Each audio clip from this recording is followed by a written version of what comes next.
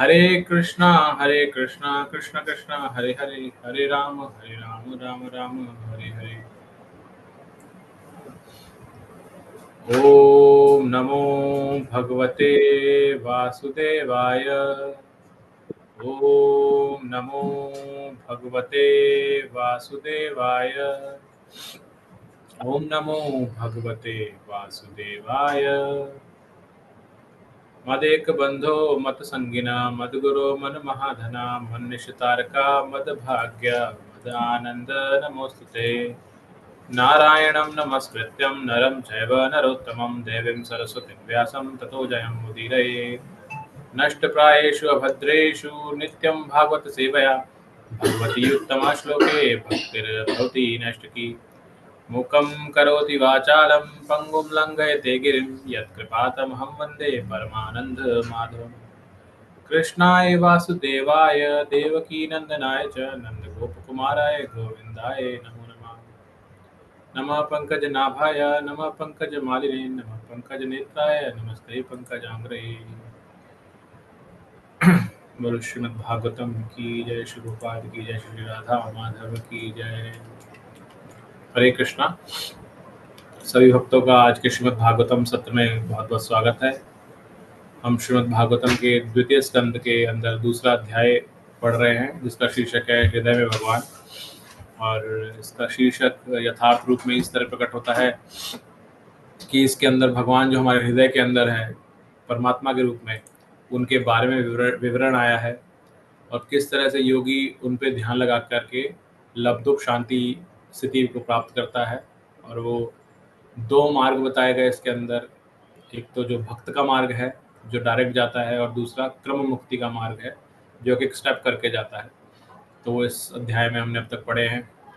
अभी हम आज से ब्रह्मा जी की ने जो लास्ट दो श्लोक हमने कल पढ़े थे, उसमें बताया था कि ब्रह्मा जी क्या बताते हैं कि जो ये सारी वार्ता हुई है इसमें क्या विशेषता है, कैसे भक्ति का इसमें एक तरह से प्रारूप है। आपको याद होगा जब हम प्रथम अध्याय पढ़ रहे थे इस स्कंद का, और जब ये अष्टांग योग के बारे में चर्चा शुरू हुई थी, तो हमने चर्चा की थी कि क्योंकि सभा में बहुत सारे और साधुगण बैठे हैं, और क्योंकि परीक्षित महाराज ने प्रश्न किया था कि मरणासन व्यक्ति को क्या करना चाहिए, तो ऐसी परिस्थिति के अंदर जो साधु गण थे वहां पर, उन्होंने सुखदेव गोस्वामी को ऐसा सुझाव दिया कि आप अष्टांग योग के बारे में बताइए कि कैसे भगवान पे ध्यान लगाया जा सकता है, कैसे धारणा स्टेज पे आया जा सकता है। तो सुखदेव गोस्वामी ने उनकी बात को सुनते हुए अष्टांग योग समझाना शुरू किया था, और धारणा पिछले अध्याय में हुई, और इस अध्याय के अंदर परमात्मा के बारे में कैसे ध्यान लगाते, और कैसे जो मरणासन व्यक्ति जब वो इस स्थिति में आता है तो उसके बाद किस तरह से वो प्रगति करता है। लेकिन हमने ये भी कहा था कि सुखदेव गोस्वामी ये, क्योंकि ये उनका खुद की ओपिनियन नहीं है, लेकिन क्योंकि बाकी संतों ने वहां पर बैठ करके उनसे ऐसा कहा, इसलिए उन्होंने उसका वर्णन किया। और ये किस चीज से सिद्ध होती है, जो अब हम श्लोक पढ़ने जा रहे हैं वो भक्ति की महिमा बताएंगे वापस से। तो सुखदेव गोस्वामी ने पहले पूरा अष्टांग योग के बारे में बताया, ध्यान योग के बारे में बताया, और अब वो बताएंगे कि क्या श्रेष्ठकर है इन श्लोकों के अंदर, जो कि इस पूरे संवाद को कंप्लीट करेंगे। तो जो भक्त पढ़ना चाहते हो हमेशा की तरह अपना हैंड रेज कर सकते हैं। हम श्लोक संख्या 35 से आज चर्चा प्रारंभ करेंगे आगे। पूजा सिंह माता जी। कृष्ण प्रभु जी। हरे कृष्णा। एक सेकंड मैं स्क्रीन शेयर करता हूँ।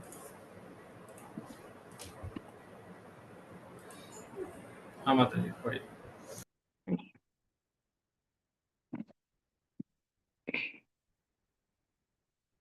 भगवान सर्वभूतेषु लक्षितः स्वात्मनः हरि दृश्य बुद्ध्यादि भ्रष्टा लक्षणा गौर नुमापक आत्मा के साथ भगवान श्री कृष्ण प्रत्येक जीव में है। यह तथ्य हमारे देखने से तथा बुद्धि से सहायता लेने पर अनुभूत तथा परिकल्पित होता है। तात्पर्य जगतगुरु श्रील प्रभुपाद की जय। जन सामान्य का यह आम तर्क है कि चूंकि भगवान हमारी आंखों को नहीं दिखते, तो फिर कोई किस तरह उनकी शरण में जाए या उनकी दिव्य प्रेमा भक्ति करे। ऐसे जन सामान्य के लिए यहाँ पर श्रील सुखदेव गोस्वामी द्वारा व्यवहारिक सुझाव दिया गया है कि मनुष्य तर्क तथा अनुभूति द्वारा किस तरह परमेश्वर का दर्शन पा सकता है। वास्तव में भगवान हमारी वर्तमान भौतिक इंद्रियों द्वारा देखे नहीं जा सकते, किंतु जब कोई व्यवहारिक सेवा भाव से भगवान की उपस्थिति के बारे में आश्वस्त हो लेता है, तो भगवत कृपा से उनका प्राकट्य होता है और भगवान का ऐसा शुद्ध भक्त सदैव तथा प्रत्येक स्थान में भगवान का दर्शन कर सकता है। वह यह अनुभव कर सकता है कि बुद्धि भगवान के पूर्ण अंश परमात्मा का रूप निर्देशन है। सामान्य व्यक्ति के लिए भी यह अनुभव कर सकना कि परमात्मा जन जन के साथ है कठिन नहीं है। इसकी विधि इस प्रकार है, मनुष्य आत्म पहचान का अनुभव करे और सकारात्मक रूप से ऐसा अनुभव करे कि वह विद्यमान है। उसे यह एकाएक नहीं अपितु थोड़ी बुद्धि लगाने पर अनुभव होगा कि वह शरीर नहीं है। उसे अनुभव होगा कि हाथ, पाँव, सिर, बाल तथा अंग प्रत्यंग उसके शरीर के अंश है, किंतु हाथ, पाँव, सिर इत्यादि से उसके आत्म स्वरूप की पहचान नहीं हो सकती। अतः अपनी बुद्धि से वह अपनी आत्मा को अन्य दृश्य वस्तुओं से अंतर करके उन्हें विलग कर सकता है। अतः निष्कर्ष यह निकला कि जीव चाहे मनुष्य हो या पशु, वह दृष्टा है और वह अपने अतिरिक्त सबों को देख सकता है। अतः दृष्टा तथा दृश्य में अंतर होता है।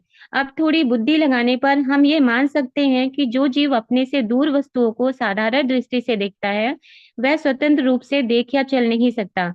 हमारे सारे कार्य तथा अनुभूतियां उन विभिन्न शक्तियों पर निर्भर है, जो हमें प्रकृति द्वारा विभिन्न संयोगों के रूप में प्रदान की जाती है। हमारी कर्मेंद्रियां तथा ज्ञानेंद्रियां हमें प्राकृतिक शक्ति के स्थूल या सूक्ष्म रूपों में हमें प्राप्त होती हैं। ज्ञानेंद्रियां 5 हैं: श्रवण, स्पर्श, दर्शन, स्वाद तथा गंध। इसी तरह कर्मेंद्रियां भी 5 हैं: हाथ, पांव, वाणी, मल निकासी अंग तथा जनेंद्रियां। हमारी 3 सूक्ष्म इंद्रियां इस प्रकार हैं: मन, बुद्धि तथा अहंकार। कुल मिलाकर 13 इंद्रियां हैं। यह भी समान रूप से स्पष्ट है कि हमारे अनुभव के विषय वस्तुएं प्राकृतिक शक्ति के असीम संयोग के प्रतिफल हैं।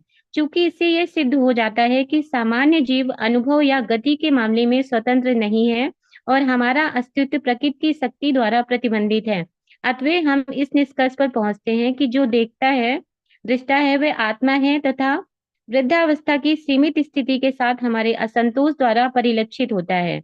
आत्मा तथा पदार्थ का हरे कृष्णा, सॉरी यार मैंने हरे हिलाया तो कृष्णा। शायद एक लाइन मिस हो गई आपकी। यहाँ ओके, से दोबारा हरे पढ़िएगा, कृष्णा। अतएव से पढ़िएगा एक बार। ओके, अतः हम यहाँ से अतएव से, हाँ।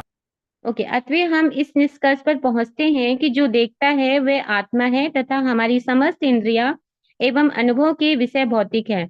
दृष्टा का आध्यात्मिक गुण हमारी भौतिक बद्ध अवस्था को सीमित स्थिति के साथ हमारे असंतोष द्वारा परिलक्षित होता है। आत्मा तथा पदार्थ का यही अंतर है। कुछ अल्पज्ञ तर्क करते हैं कि भौतिक पदार्थ से देखने तथा चलने की शक्ति विकसित होती है, किंतु ऐसा तर्क स्वीकार्य नहीं हो सकता, क्योंकि ऐसा प्रयोगात्मक साक्ष्य प्राप्त नहीं है जिसमें पदार्थ से कहीं भी जीव उत्पन्न हुआ हो। भविष्य कितना ही आकर्षक क्यों न हो, उस पर भरोसा नहीं किया जा सकता। भौतिक तत्वों से आत्मा के विकास की बात व्यर्थ व मूर्खतापूर्ण है, क्योंकि आज तक विश्व में कहीं भी पदार्थ में देखने तथा गति करने की शक्ति विकसित नहीं हुई। अतः ये निश्चित है कि पदार्थ तथा आत्मा दो पृथक सत्ताएं हैं और बुद्धि द्वारा इस निष्कर्ष तक पहुंचा जा सकता है।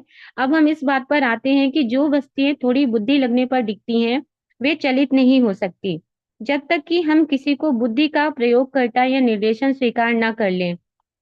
बुद्धि उसी प्रकार निर्देश करती है जिस प्रकार उच्च अधिकारी निर्देश देता है, और बुद्धि का प्रयोग किए बिना जीव ना तो देख सकता है, ना हिलडुल सकता है, ना खा सकता है और ना कोई कार्य कर सकता है। जब मनुष्य बुद्धि का उपयोग नहीं कर पाता तो वह बेसुध बन जाता है। अतः जीव बुद्धि पर अथवा किसी श्रेष्ठ व्यक्ति के निर्देशन पर निर्भर रहता है। ऐसी बुद्धि सर्वव्यापी है, प्रत्येक जीव में बुद्धि होती है और यह बुद्धि किसी श्रेष्ठ अधिकारी का निर्देशन होने के कारण उस पिता के तुल्य है जो अपने पुत्र को मार्ग निर्देश देता रहता है। यह उच्च अधिकारी परमात्मा है जो प्रत्येक जीव में उपस्थित रहकर उसके भीतर वास कर रहा है। अपनी खोज के सिलसिले में यहाँ हम निम्नलिखित प्रश्न पर विचार कर सकते हैं। एक और हम यह अनुभव करते हैं हरे कि कृष्णा माता हमारी जी, हरे कृष्णा। हरि हरि कृष्णा प्रभु जी, धन्यवाद। नेक्स्ट नंदिनी माता जी। हरे कृष्णा प्रभु जी कहाँ से चालू है? मैं मेरे भागवतम में पढ़ रही थी। अपनी सोच हाँ, अपनी खोज से।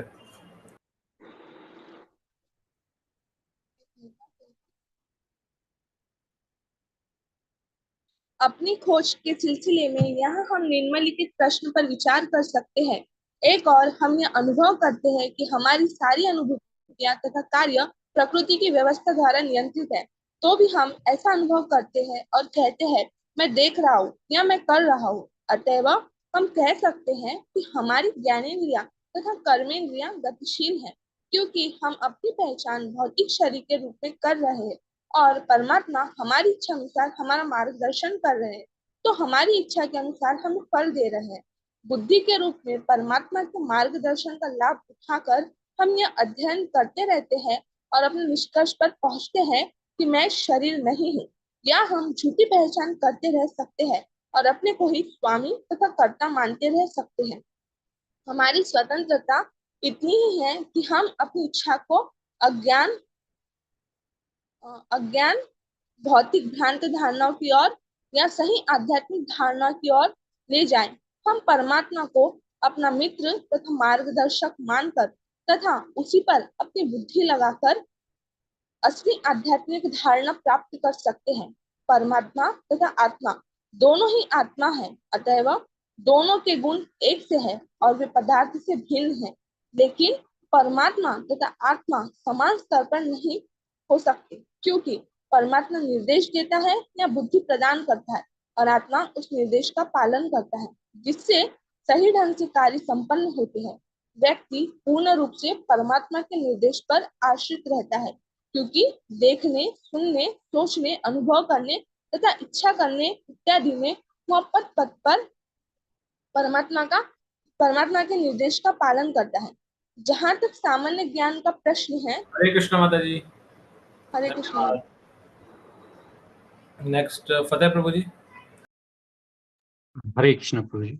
जहां तक सामान्य ज्ञान का प्रश्न है, हम इस निष्कर्ष पर पहुंचते हैं कि 3 प्रकार की सत्ताएं हैं: पदार्थ, आत्मा तथा परमात्मा।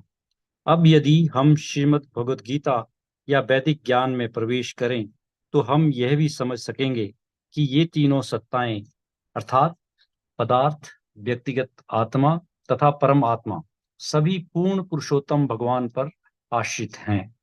परमात्मा तो पूर्ण पुरुषोत्तम भगवान की आंशिक अभिव्यक्ति है, उनके पूर्ण अंश हैं। श्रीमद् भगवद गीता पुष्टि करती है कि श्री भगवान अपनी आंशिक अभिव्यक्ति से ही सारे भौतिक जगत में आधिपत्य बनाए हुए हैं। ईश्वर महान है और वे जीवात्माओं के आज्ञा पालक नहीं हो सकते। अतएव परमात्मा पुरुषोत्तम भगवान की पूर्ण अभिव्यक्ति नहीं हो सकता।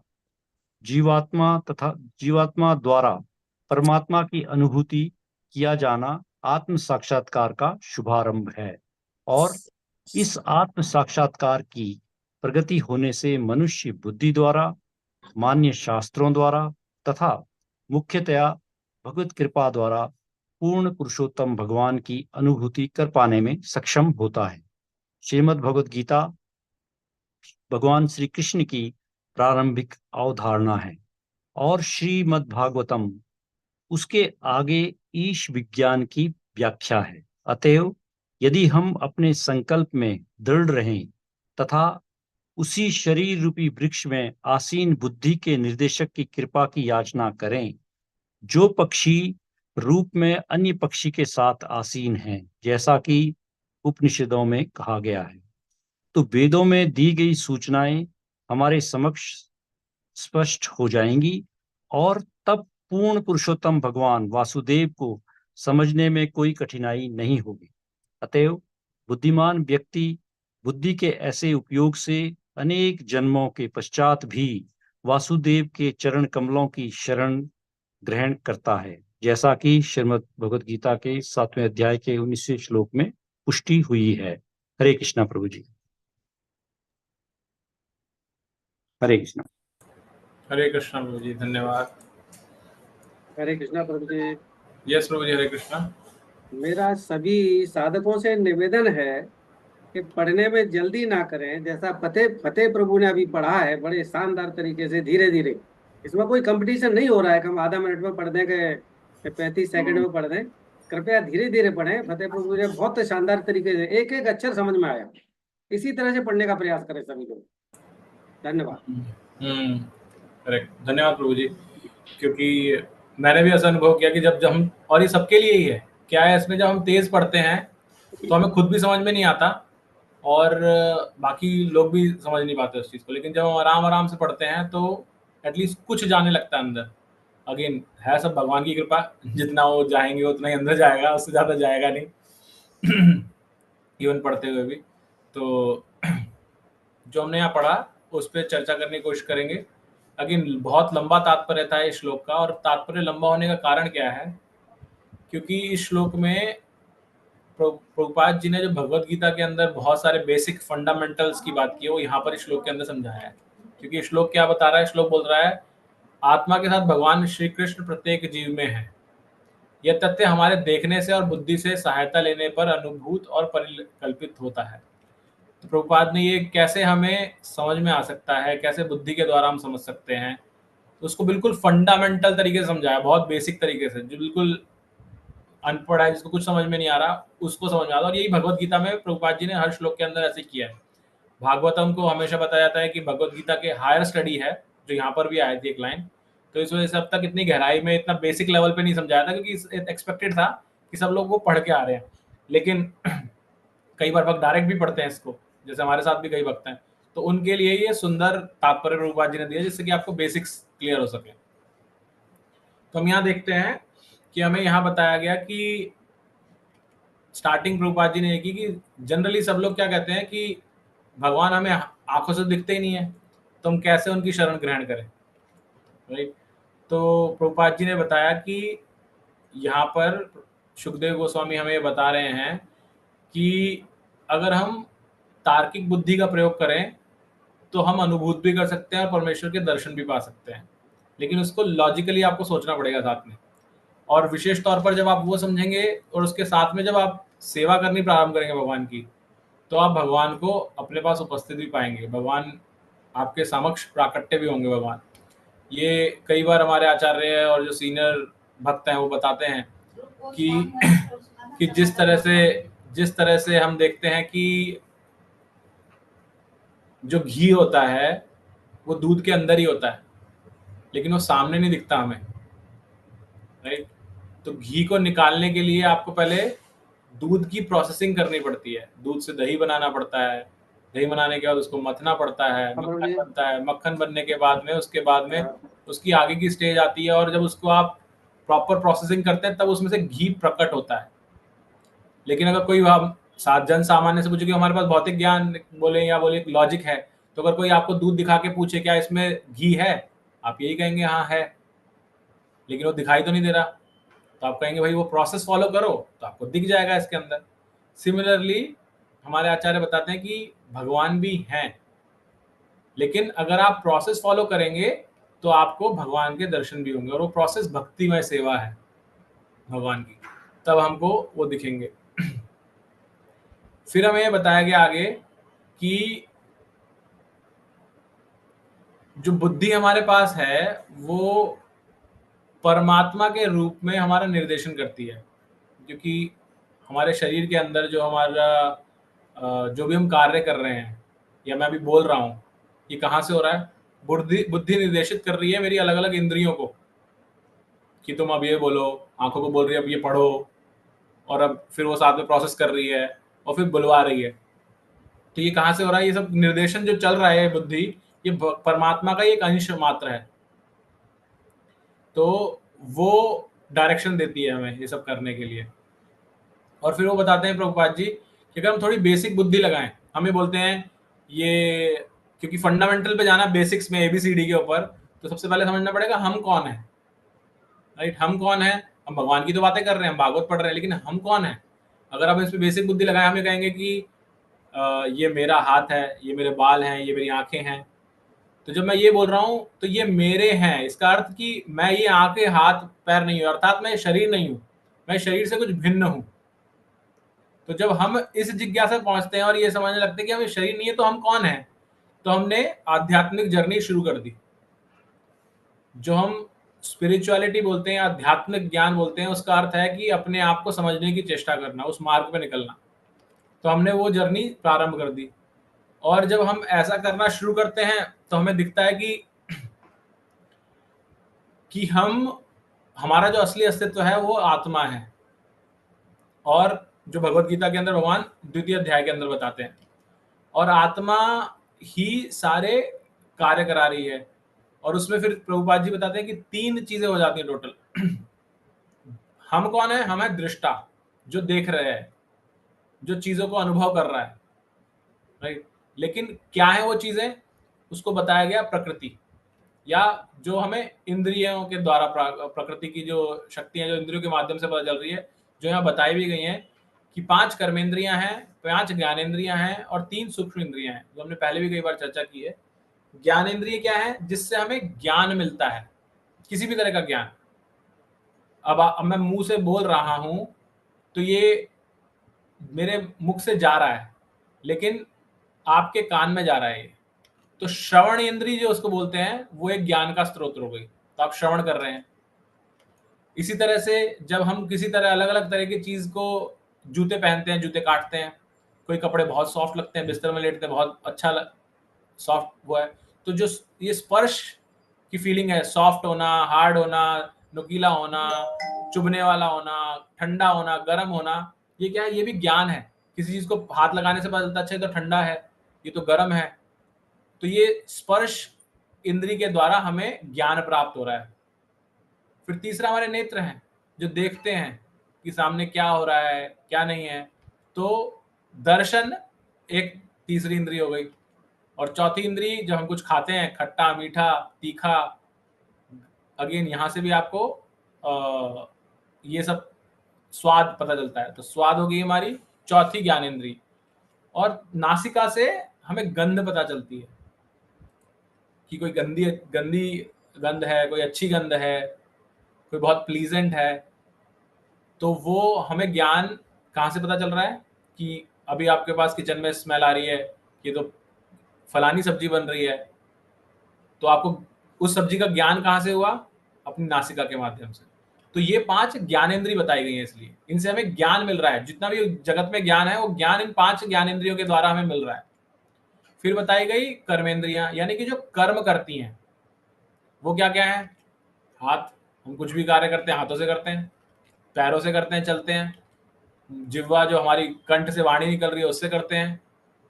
हमारा जो मल द्वार है, वो हो गए द्वार।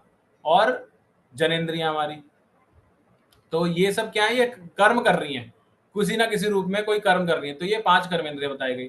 और इन 10 के अलावा 3 सूक्ष्म इंद्रियां बताई गई हैं, जिनको हम ऐसे दिखते, मतलब एक्सपीरियंस भी नहीं, जिस तरह से बताया गया है। आपको पता है हाथ है, ये सब दिख रहे हैं, श्रवण आपको पता चल रहा है, कान से कर रहे हैं, आप एक्सपीरियंस कर रहे हैं।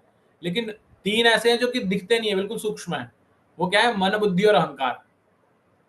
आप नाम से तो जानते, लेकिन है कहाँ, कैसा है, कुछ नहीं पता उसके बारे में, जब तक शास्त्र ना पढ़े, राइट। तो आप ऐसे अनुभव नहीं कर सकते इनके बारे में। तो ये टोटल मिलके 13 इंद्रियां बताई गई हैं। तो ये बताया गया दृष्टा, यानी कि आत्मा।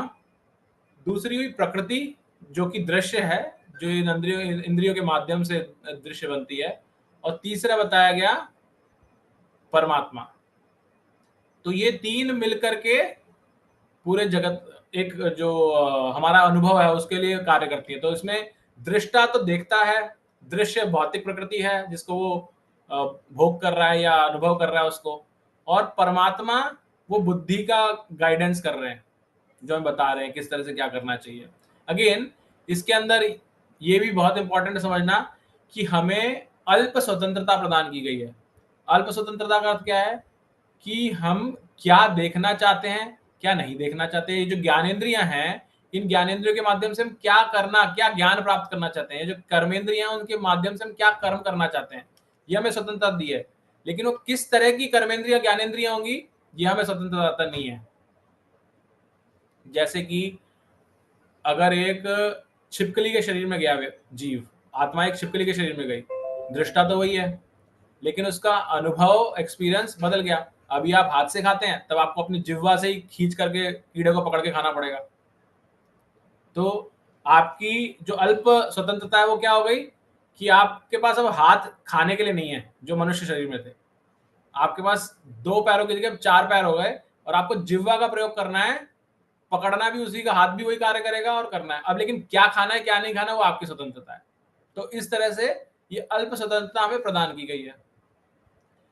फिर हमें बताया गया कि ये जो जितनी भी चीजें हमने बात की, 3 चीजें, ये तीनों की तीनों चीजें भगवान के प्रतिनिधित्व में कार्य करती हैं, क्योंकि भगवान ही सबको ये सब चीज देने वाले हैं। क्योंकि आत्मा और परमात्मा गुणात्मक लेवल पे तो सेम है, लेकिन उनकी क्वांटिटेटिव लेवल पे, उनका पूर्ण व्यवहार के रूप में देखा जाए तो भिन्नता है उनके अंदर। और ये बताया जाता है, शास्त्र बताते हैं कि जो परमात्मा है वो जीव के या आत्मा के एक मित्र या मार्गदर्शक के समान है। वो उसको मार्ग बताते हैं कि कहाँ क्या करना है, कैसा है क्या नहीं है, लेकिन अगेन स्वतंत्रता दे रखी है। जैसे मैंने लास्ट टाइम क्लास में बताया था, भगवान ने भगवत गीता में बताया यच्छस्यति तथा कुरु, कि भगवान सब दिखाते हैं और उसके बाद बोलते हैं जो तुम्हें ठीक लगे वो करो। तो ये हमें वहां की स्वतंत्रता मिलती है। तो फिर हमने उसके साथ में देखा कि ये बताया गया कि जो परमात्मा है वो भी भगवान नहीं है, पूर्ण भगवान नहीं है, उसको पूर्ण भगवान की अभिव्यक्ति नहीं कहा जाता। जैसे हमने पिछली क्लास में कई बार बार बात की है कि भगवान की 3 अभिव्यक्तियां होती हैं। एक क्या है? ब्रह्म, दूसरी परमात्मा और तीसरी भगवान स्वयं। तो ब्रह्म और परमात्मा भगवान की आंशिक अभिव्यक्तियां हैं।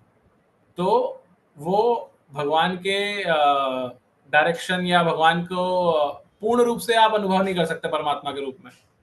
तो इसलिए आपको भगवान की भक्ति करनी पड़ती है उस जगह।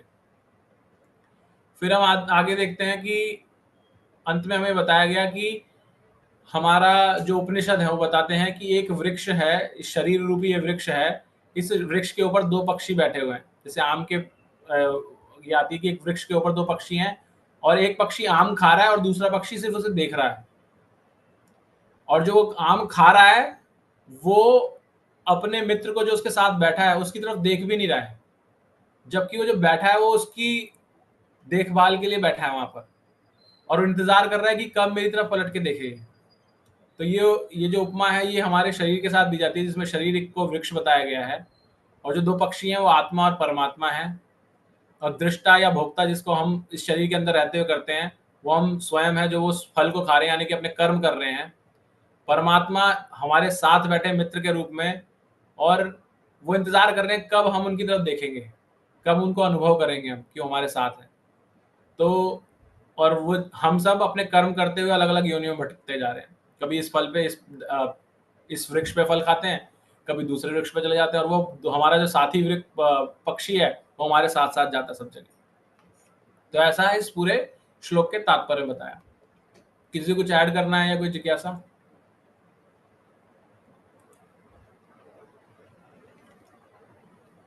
हरे कृष्ण प्रभु जी, जो पक्षी साथ साथ बैठा देख रहा है वो कौन, वो किस परमात्मा। परमात्मा। अब प्रभु जी ये अल्प स्वतंत्रता किसकी बताई, छिपकली की या मनुष्य की? सबके पास, जीव की, जितने भी आत्माएं हैं सबके पास अल्प स्वतंत्रता है। तो मनुष्य की अल्प स्वतंत्रता के बारे में बताओ ना थोड़ा सा। नहीं बताया ना प्रभु जी, मनुष्य की अल्प स्वतंत्रता क्या है? हमें जो दी गई, अब मान लीजिए किसी की बचपन से ही दृष्टि में कोई दिक्कत है, किसी की सुनने की पावर में कोई दिक्कत है, जो 5 कर्मेंद्रिय और ज्ञानेंद्रियां हैं ये आपको परफेक्ट मिलेंगी, ये आपके कंट्रोल में नहीं है ना।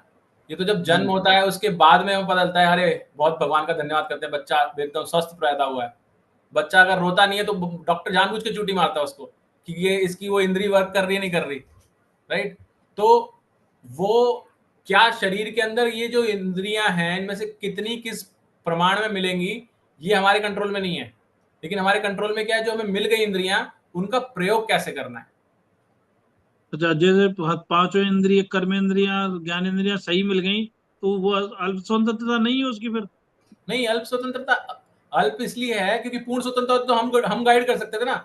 अगर मेरा बेटा होने वाला है, बेटी होने वाली, पहले तो हमें ये नहीं पता चलता बेटा होने वाले बेटी होने वाली है, हमें ये नहीं पता, तो ये स्वतंत्रता कैसे हुई? और उसके बाद अगर चलो मैं भी कहता हूँ चलो वो नहीं पता चलेगा, लेकिन क्या मैं गाइड कर सकता हूँ मेरा बेटा या बेटी जो होने वाला है उसमें कौन सी इंद्री किस मात्रा में होने वाली है और क्या परफेक्ट होने वाली है, हमारे तो कंट्रोल में नहीं है ना ये। तो हम तो अल्प स्वतंत्रता वाले हुए। जी पूर्ण प्रभु, ठीक स्वतंत्रता है तो इसलिए पूर्ण स्वतंत्रता सिर्फ भगवान के पास है। जी। हरे कृष्णा प्रभु जी। हरे कृष्ण। हरे कृष्ण प्रभु जी।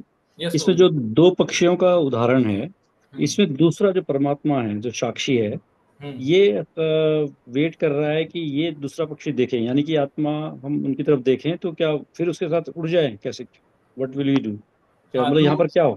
हाँ, तो जो साथ में बैठा पक्षी है वो इंतजार कर रहा है कि हम अभी भगवान से विमुख हैं और इसीलिए हम कष्ट पा रहे हैं सारे। तो जो हमने स्टार्टिंग में पढ़ा कि जब हम भगवान के सम्मुख हो जाते हैं, जब भगवान को रियलाइज करने शुरू करते हैं कि भगवान है, तो हम भगवान के बारे में और जानना चाहते हैं।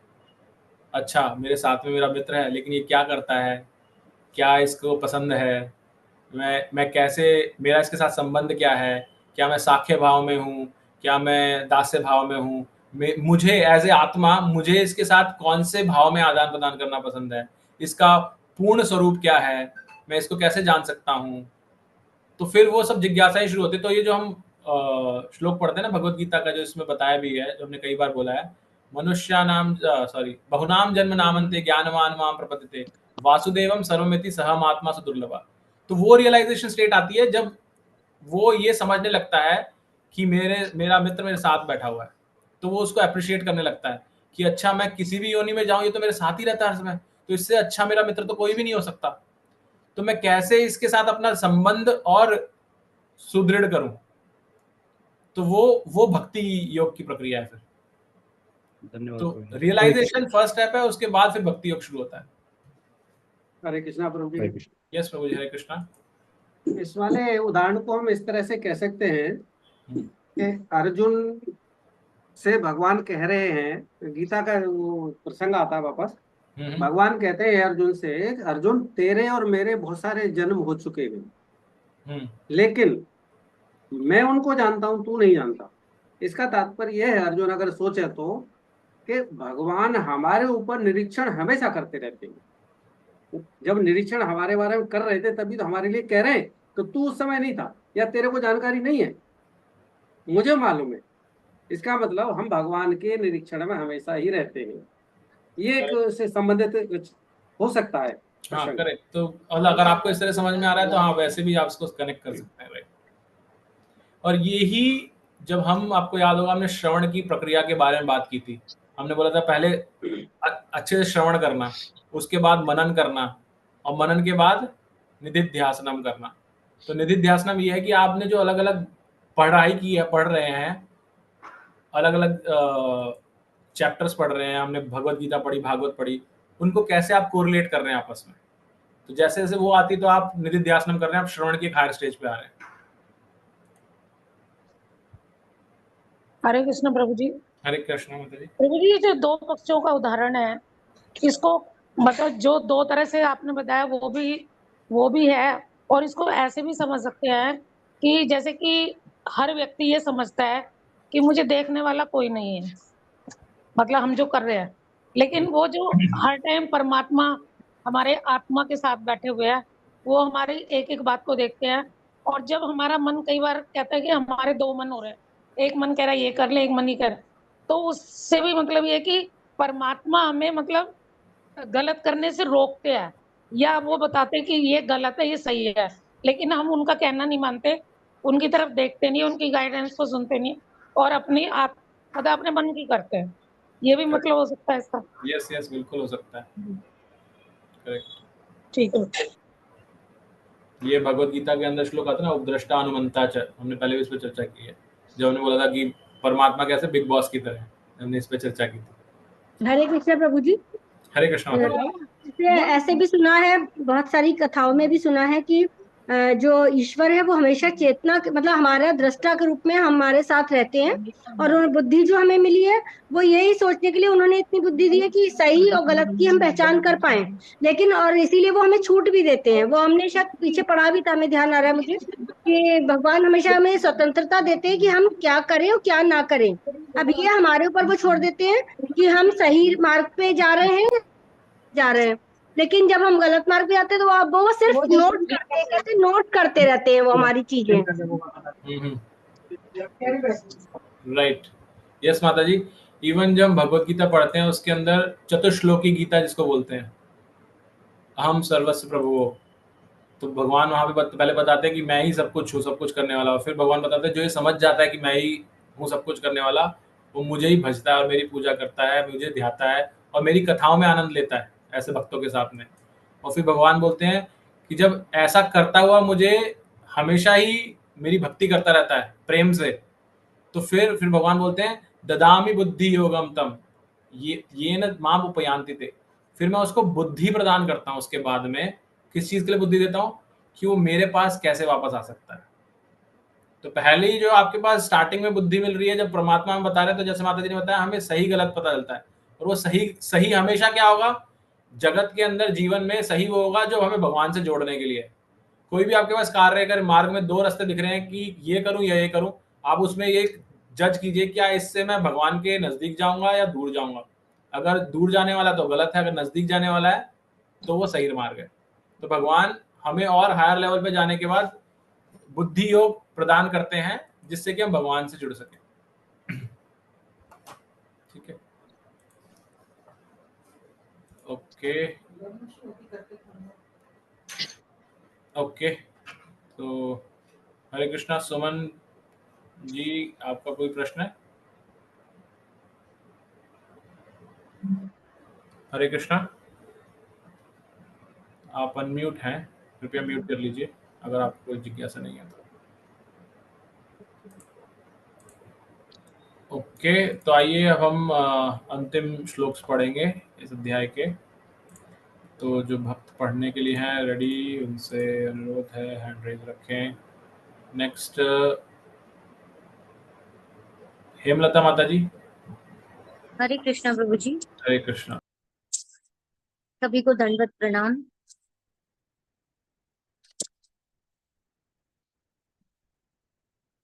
तस्मात् सर्व आत्मना राजन् हरिः सर्वत्र सर्वदा श्रोतव्यः कीर्तितव्यः च समर्तव्यः भगवान नराणाम। हे राजन, अतएव यह आवश्यक है कि प्रत्येक मनुष्य सर्वत्र तथा सदैव भगवान का श्रवण करे, गुणगान करे तथा स्मरण करे। तात्पर्य, श्री सुखदेव गोस्वामी इस श्लोक को तस्मात् अर्थात अतएव से प्रारंभ करते हैं, क्योंकि वे पिछले श्लोक में बता चुके हैं कि भक्ति योग की भव्य विधि के अतिरिक्त मोक्ष का कोई शुभ उपाय नहीं है। भक्तों द्वारा विभिन्न विधियों यथा श्रवण, कीर्तन, स्मरण, पाद सेवन, अर्चन, वंदन, दास्य, सख्य तथा आत्मनिवेदन से भक्ति योग का अभ्यास किया जाता है। ये नवों प्रमाणिक विधियां हैं और निष्ठावान भक्त इनमें से सभी या कुछ या केवल एक विधि द्वारा वांछित फल पा सकता है। किंतु इनमें से पहली विधि अर्थात श्रवण विधि भक्ति योग में सर्व प्रमुख है। पर्याप्त तथा समुचित विधि से श्रवण किए बिना अन्य विधियों के अभ्यास से कोई प्रगति नहीं हो पाती और केवल श्रवण के लिए तो समूचा वैदिक वांग्मय भरा पड़ा है, जिसे व्यासदेव जैसे भगवान के शक्त्यावेश अवतार ने संकलित किया है। चूंकि यह सुनिश्चित हो चुका है कि भगवान प्रत्येक वस्तु के परमात्मा है, अतएव उनका श्रवण तथा कीर्तन सर्वत्र एवं सदैव होना चाहिए। यह मनुष्य का विशिष्ट कर्तव्य है। जब मनुष्य सर्वव्यापी भगवान के विषय में सुनना बंद कर देता है तो वह मानव निर्मित यंत्रों द्वारा प्रसारित कूड़ा करकट सुनने का अभ्यस्त बन जाता है। कोई यंत्र बुरा नहीं है, क्योंकि यंत्र से मनुष्य भगवान के विषय में सुन सकता है, किंतु प्रच्छन्न कार्यों के लिए प्रयुक्त होने से यंत्र मानव सभ्यता के स्तर में वितरित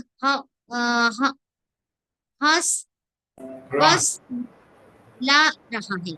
यहाँ पर यह कहा गया है कि मनुष्य को सुनना अनिवार्य है, क्योंकि भगवत गीता या श्रीमद् भागवत जैसे ग्रंथ इसी उद्देश्य से लिखे गए हैं। मनुष्यों के अतिरिक्त अन्य कोई सजीव प्राणी ऐसे वैदिक ग्रंथों का श्रवण नहीं कर सकता। यदि मानव समाज वैदिक साहित्य का श्रवण करे तो वह उन अपवित्र व्यक्तियों द्वारा उच्चारित अपवित्र शब्द ध्वनि को नहीं सुन पाएगा, जो पूरे समाज के स्तर को गिराने वाले हैं। श्रवण की पुष्टि कीर्तन द्वारा होती है। जो व्यक्ति उचित स्रोत से सुनता है वह सर्वव्यापी भगवान के विषय में आश्वस्त हो जाता है और तब वह भगवान का गुणगान करने के लिए प्रोत्साहित होता है। सभी बड़े बड़े आचार्यों ने यह रामानुज, मध्व, चैतन्य, सरस्वती ठाकुर ने या कि अन्य देशों में मोहम्मद इरसा तथा अन्यों ने कीर्तन द्वारा सदैव तथा सर्वत्र भगवान का यशोगान किया है। क्योंकि भगवान सर्वव्यापी हैं, अतएव सर्वत्र तथा सदैव उनका गुणगान अनिवार्य है। भगवान का गुणगान करने से देश तथा काल का बंधन नहीं होना चाहिए। यही सनातन धर्म या भागवत धर्म कहलाता है। सनातन का अर्थ है शाश्वत, सदैव तथा सर्वत्र। भगवान का अर्थ है भगवान संबंधी। भगवान सारे देश, प्रभु जी थोड़ा, भगवान सारे देश काल के स्वामी हैं, अतएव भगवान के नाम का विश्व भर में श्रवण, कीर्तन तथा स्मरण होना चाहिए। ऐसा करने से पूरे विश्व के लोगों द्वारा उत्पत्तिवश प्रतीक्षित व इच्छित शांति व वैभव का प्रादुर्भाव होगा। यह शब्द भक्ति योग की अन्य विधियों को सम्मिलित करता है, जैसा कि ऊपर वर्णित है। हरे कृष्णा प्रभु जी। हरे कृष्णा माता जी। नेक्स्ट श्लोक भी पढ़ते हैं हम। कुसुमलता माता जी। हरे कृष्ण प्रभु जी। पिबन्ति ये भगवत आत्मनः सताम कथामृतं श्रवणपुटेषु संवृतं पुनन्ति ते विषय विदूषिताश्रयं व्रजन्ति तत् शरणसरोरुः अन्तिकम्। जो लोग भक्तों के अत्यंत प्रिय भगवान कृष्ण की अमृत तुल्य कथा को कर्ण रूपी पात्रों से भर भर कर पीते हैं, वे भौतिक भोग के नाम से विख्यात दूषित जीवन उद्देश्य को पवित्र कर लेते हैं और इस प्रकार पूर्ण पुरुषोत्तम परमेश्वर के चरण कमलों में भगवत धाम को वापस जाते हैं। तात्पर्य: मानव समाज के सारे कष्ट दूषित जीवन उद्देश्य अर्थात भौतिक संसाधनों पर प्रभुत्व जताने के कारण है। मानव समाज अविकसित भौतिक संसाधनों का जितना ही दोहन अपनी इंद्रिय तृप्ति के लिए करता है, वह उतना ही भगवान की भ्रामक भौतिक शक्ति माया द्वारा बंधता जाता है और इस प्रकार विश्व के कष्ट घटने के बजाय बढ़ते जाते हैं। भगवान मानव जीवन की सारी आवश्यकताओं की यथा अन्न, दूध, फल, लकड़ी, पत्थर, चीनी, रेशम, रत्न, कपास, नमक, जल, तरकारी आदि की प्रचुर मात्रा में पूर्ति करते हैं, जिससे विश्व की मानव जाति के साथ ही ब्रह्मांड के प्रत्येक ग्रह के अन्य जीवों का भी भरण पोषण हो सके। पूर्ति के सारे साधन हैं और सही प्रणाली से अपनी आवश्यकता प्राप्त करने के लिए मनुष्य को थोड़ी सी शक्ति व्यय करने की आवश्यकता होती है। जीवन में कृत्रिम रूप से सुविधाएं उत्पन्न करने के लिए यंत्रों तथा औजारों या बड़े बड़े इस्पात उद्योगों की आवश्यकता नहीं है। जीवन कभी कृत्रिम आवश्यकताओं द्वारा आरामदेह नहीं बनाया जा सकता। वह तो सादा जीवन उच्च विचार से ही आरामदेह बनता है। यहाँ पर सुखदेव गोस्वामी ने मानव समाज के लिए उच्चतम चिंतन का सुझाव दिया है। यह है श्रीमद् भागवत का ठीक से श्रवण करना। इस कलयुग के मनुष्यों ने जीवन की पूर्ण दृष्टि खो दी है और यह श्रीमद् भागवत उनके लिए प्रकाश पुंज के समान है, जिससे असली मार्ग देखा जा सकता है। श्री जीव गोस्वामी प्रभुपाद ने इस श्लोक में आए कथामृतम की व्याख्या की है और यह संकेत किया है कि श्रीमद् भागवत भगवान का अमृतमय संदेश है। श्रीमद् भागवत के पर्याप्त श्रवण से जीवन के दूषित लक्ष्य प्रकृति पर प्रभुता जताना शमित होगा और संसार भर के लोग ज्ञान तथा आनंद के साथ शांति में जीवन बिता सकेंगे। शुद्ध भगवत भक्त के लिए भगवान के नाम, यश, गुण, पार्षद आदि से संबंधित कोई भी कथा आनंददायक होती है और चूंकि ऐसी कथाओं का अनुमोदन नारद, हनुमान, नंद महाराज तथा वृंदावन के अन्य वासियों द्वारा किया गया है, अतः ऐसे संदेश निश्चय ही दिव्य तथा हृदय एवं आत्मा को भाने वाले हैं। यहाँ पर श्री सुखदेव गोस्वामी आश्वस्त करते हैं कि भगवत गीता तथा उसके बाद श्रीमद् भागवत की कथाओं के निरंतर सुनते रहने से मनुष्य भगवान के पास पहुंचकर विशाल कमल सदृश गोलोक वृंदावन नामक आध्यात्मिक ग्रह में भगवान की दिव्य प्रेममयी सेवा कर सकेगा। इस प्रकार इस श्लोक में बताई गई भक्ति योग की विधि को प्रत्यक्ष स्वीकार कर लेने से अर्थात भगवान की दिव्य कथा के पर्याप्त श्रवण से भगवान के निर्विशेष विराट रूप की धारणा का चिंतन किए बिना ही मनुष्य का भौतिक कल्मश प्रत्यक्ष रूप से दूर हो जाता है। यदि अभ्यास करता भक्ति योग का अभ्यास करने से भौतिक कल्मश से शुद्ध नहीं हो पाता तो उसे छद्म भक्त समझना चाहिए। ऐसे पाखंडी के लिए भवबंधन से छूटने के लिए कोई उपाय नहीं है। इस प्रकार श्रीमद् भागवत के द्वितीय स्कंद के अंतर्गत हृदय में भगवान नामक द्वितीय अध्याय के भक्ति वेदांत तात्पर्य पूर्ण हुए। हरे कृष्ण प्रभु जी। श्रीमद् भागवतम महापुराण की जय। धन्यवाद माता जी। तो हमने बहुत इंपॉर्टेंट 2 श्लोक हैं एंड अगेन सबसे मैं थोड़ा क्षमा चाहते हुए समय आज बढ़ाना पड़ सकता है हमें, क्योंकि 4 मिनट इन 2 इम्पॉर्टेंट श्लोकों को जस्टिफाई नहीं करेंगे। विशेष तौर पर आखिरी का श्लोक इतना इम्पॉर्टेंट है तो हम समय ज़्यादा लेंगे, लेकिन अगर आपके पास कोई कार्य हो तो आप जा सकते हैं छोड़ करके, और आपको रिकॉर्डिंग शेयर कर दी जाएगी उसके बाद में। और तो हम क्विकली इन दोनों श्लोकों को एक बार देखते हैं। तो यहाँ पर हमें बताया गया कि पिछले श्लोक में हमने जैसे देखा कि भगवान परमात्मा रूप में हमारे अंदर विद्यमान है, तो इन श्लोकों में हमें बताया कि भगवान का श्रवण और कीर्तन ये सबसे इम्पोर्टेंट है। और इसके अंदर बताया कि भगवान की नवधा भक्ति के बारे में बताया गया। श्रवण, कीर्तन, स्मरण, पाद सेवन, अर्चन, वंदन, दास्य, साख्यम, आत्मनिवेदन, ये अलग अलग 9 भक्ति के विधि हैं अलग अलग। आप इसमें से कोई भी चुन सकते हैं, लेकिन इसमें सबसे इम्पोर्टेंट क्या है, कोई भी चुनेंगे लेकिन श्रवण होना उसमें बहुत आवश्यक है, जो सबसे पहला स्टेप है। तो बिना श्रवण के आप आगे नहीं बढ़ सकते। तो आपने अगर श्रवण नहीं किया और कोई और उसमें से स्टेप कर रहे हैं, वो नहीं हो सकता, क्योंकि श्रवण हमारी श्रद्धा को बढ़ाता है, राइट। तो उसी के बाद ही आप भगवान का पाद सेवन कर सकते हैं, स्मरण कर सकते हैं, अर्चन कर सकते हैं, वंदन कर सकते हैं, दास्यम कर सकते हैं, आत्मनिवेदन कर सकते हैं। तो ये सब जो स्टेजेस हैं ये श्रवण के बाद ही प्रकट होती हैं।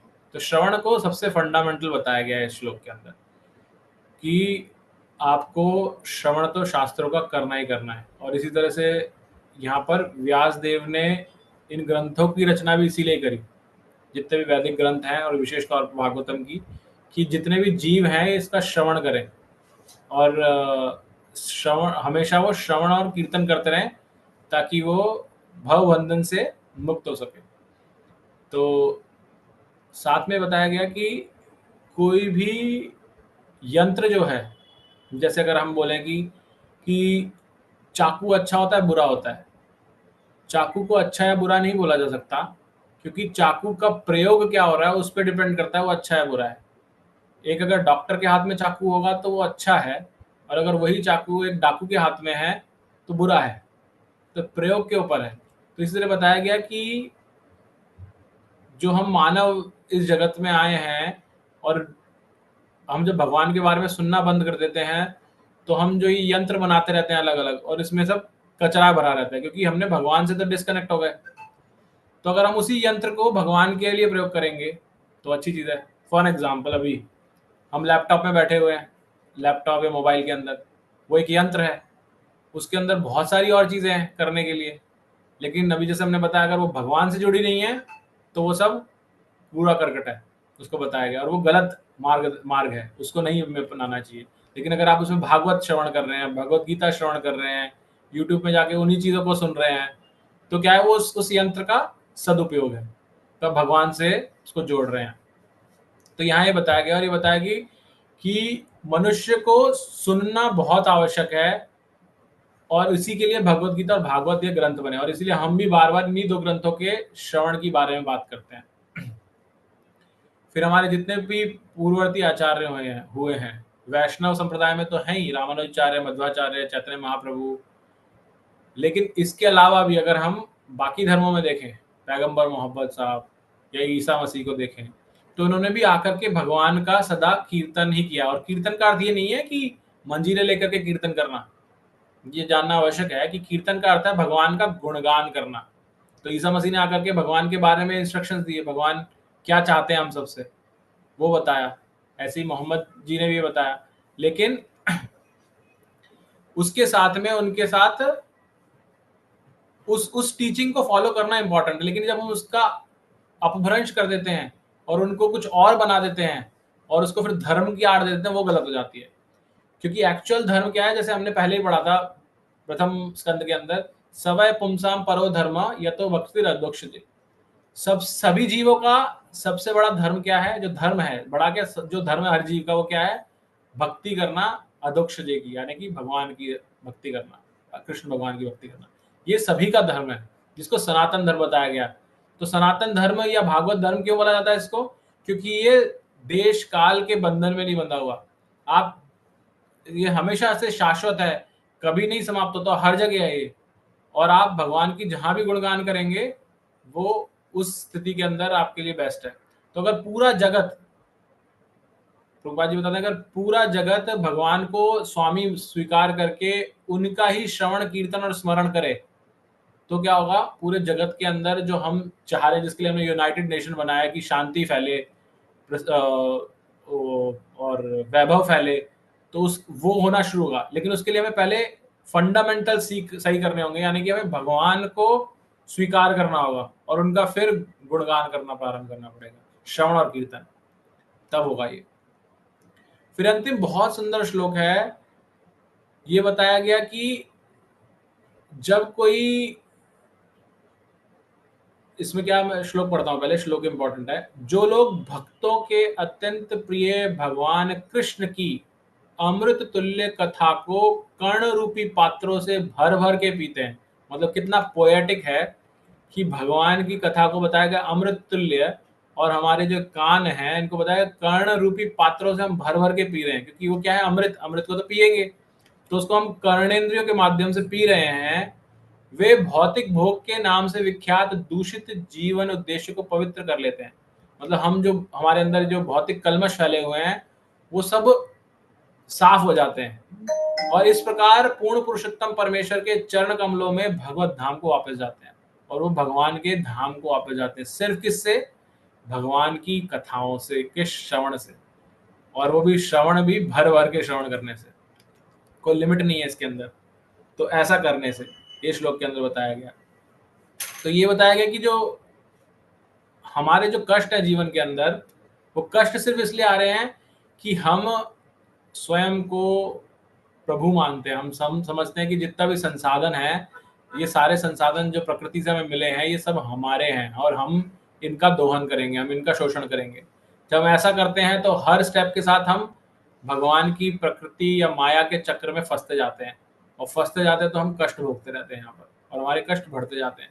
भगवान ने हमें बहुत प्रचुर मात्रा में सब चीजें दी हैं जो हमारे जीवन के लिए चाहिए, लेकिन हम उन प्रचुर मात्रा में होते हुए भी उसका मिसयूज कर रहे हैं, और इसी वजह से जो हम जो बोलते हैं कि प्रकृति अब बदला ले रही है हमसे, वो क्या है, हम फंस चुके हैं उस जाल के अंदर, और हमारे साथ ऐसा हो रहा है।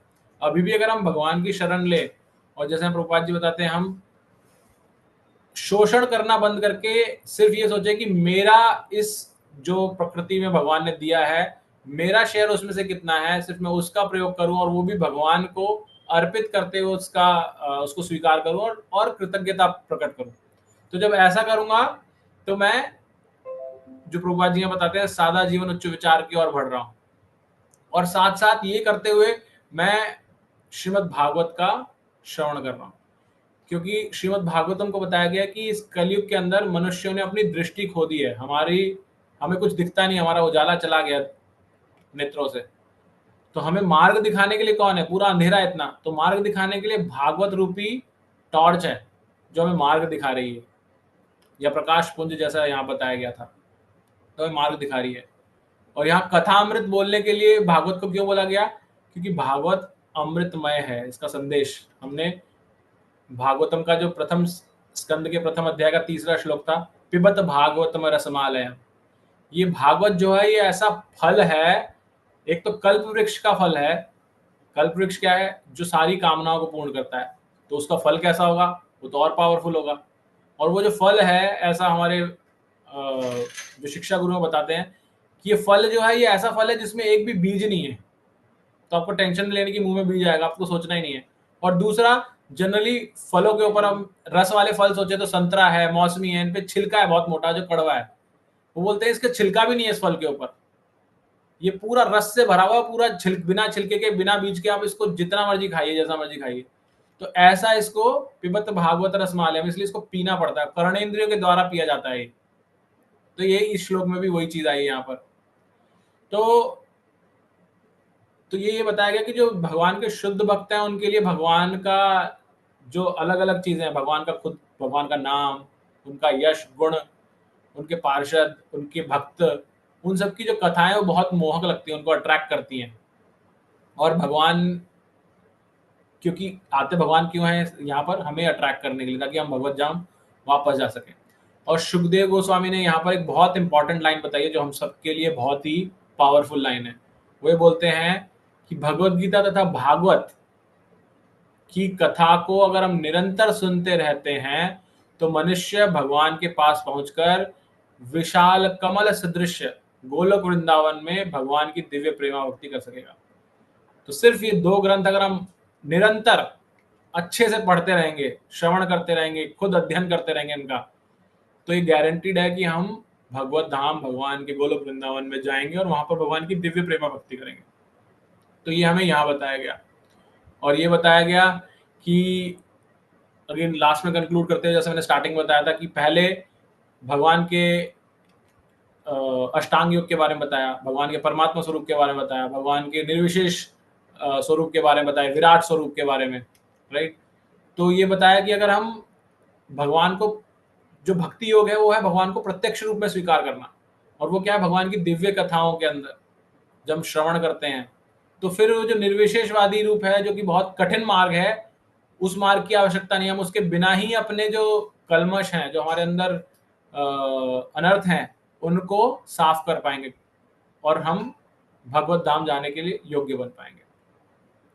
तो ये हमें इस दोनों श्लोकों के अंदर बताया गया। किसी भक्त को कुछ ऐड करना है, कोई जिज्ञासा हुआ है, उसके हिसाब से वहीं रहेगा वो। जी जी, हरे ठीक है, कृष्णा। धन्यवाद प्रश्न के लिए। ठीक है, तो आइए हम हरे कृष्ण महामंत्र वैष्णव प्रणाम मंत्र बोल के आज की कक्षा को विराम देते हैं। हरे कृष्णा कृष्णा कृष्णा हरे हरे, हरे राम राम राम हरे हरे। वांछा कल्पतरुभ्यश्च कृपा सिन्धुभ्येव पतितानां पावनेभ्यो वैष्णवेभ्यो नमो नमः। अनंत कोटि वैष्णव वृंद की जय, श्रील प्रभुपाद की जय, श्री राधा माधव की जय।